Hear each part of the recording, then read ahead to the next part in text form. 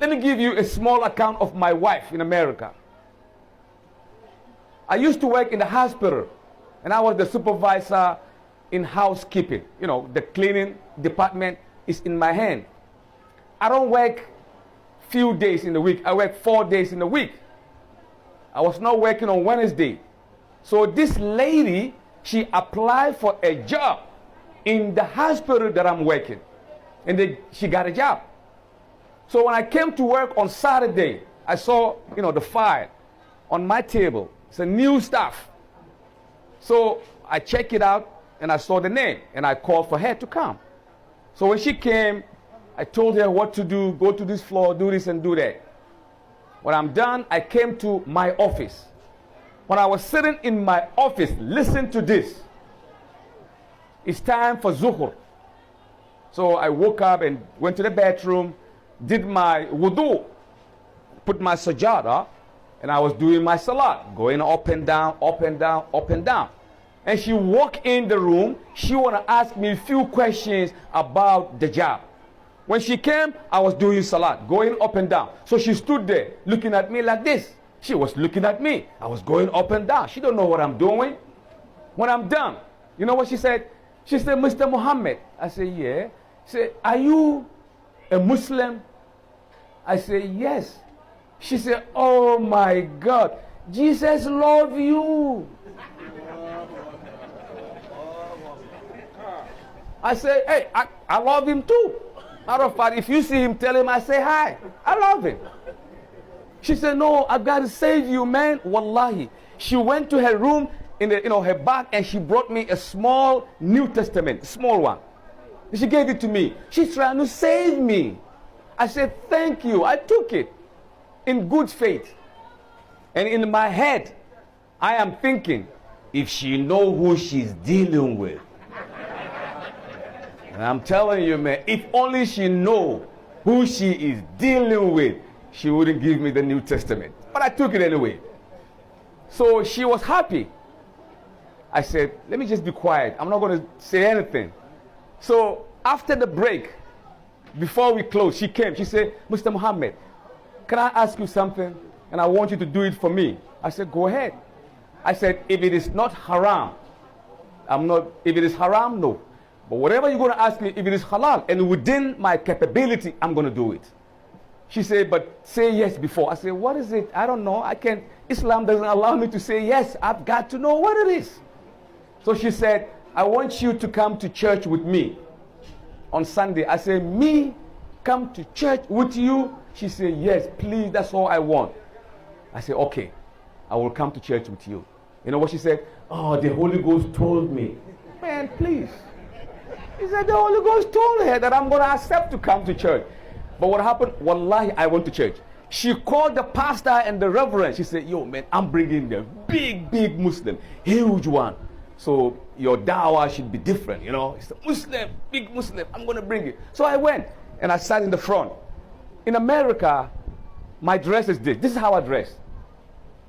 Or if I put a suit, I've got a kufi. Don't I look handsome? Come on, man. Do I look good? I don't look good? You look good. Man, say it loud. Thank you. That's what I'm talking about. You know what I'm saying? So what happened was that the guy came, the pastor, he came, he did his thing. I was in the front row. When they finished, by the time he quoted the verse, before he quoted, I know the verse. By the time he quoted the verse, I know which verse, which chapter, I know why this verse is here, I know. But the pastor didn't know, nobody know that I know the Bible very well. So when they finished, they gave me $200 so I could come back next week. And I took the money. I was broke that day. So the $200, man, I said, thank you, have a nice day, do it again, I'm going to come next week again. Put it in my pocket. So I went home. Before we go home, for me to go and drop her, I said to her, let's go to halal restaurant. Let's go eat. So she said, what is halal? I said, let's go. We went and I started to explain what halal is. And she saw, in the place the restaurant, they have a big television. They show in Hajj, Makkah. You know, people were watching, and I was explaining to her what this is all about. So she was like, oh, wow, this is nice.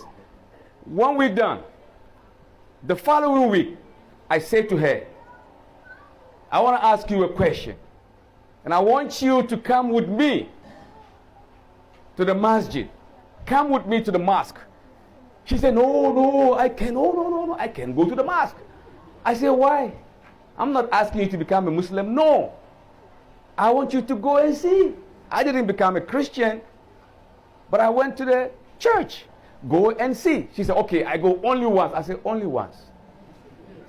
So we went on Friday. I went to her house and picked it up. And I went to the masjid with her. So I told the sisters, said, look, she's not a Muslim. Give her, you know, his scarf.